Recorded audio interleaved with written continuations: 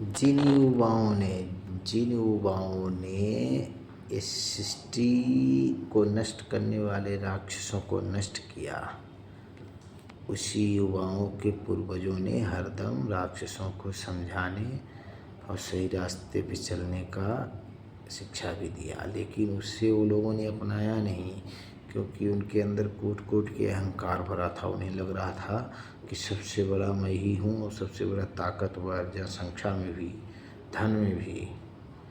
ऐसे ही अहंकार रावण, कंस, हिरण्यकशिपु अनेकों राक्षसों का हुआ, लेकिन अंत सिर्फ वध और सर्वनाश हुआ।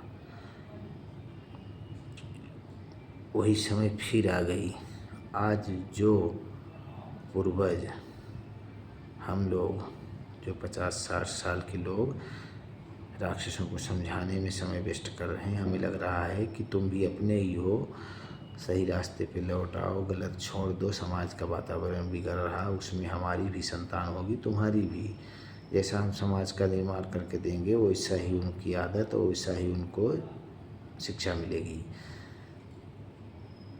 इसलिए तुम अभी तक जीवित हो।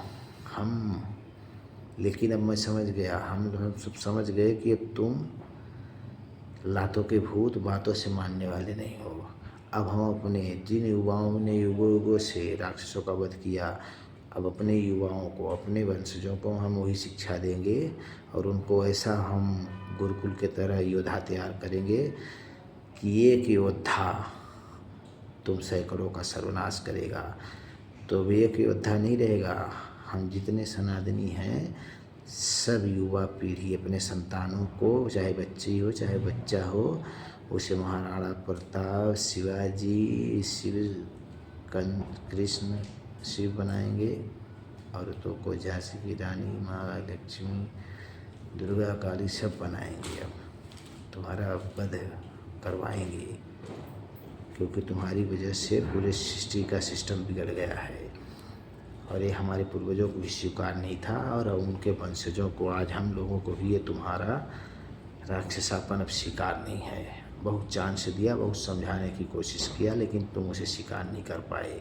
तुम्हारा अहंकार तुम्हें स्वीकार नहीं करने दे रहा, सच्चाई पे चलने नहीं दे रहा, तो फिर उसका अंत सर्वनाश होगा।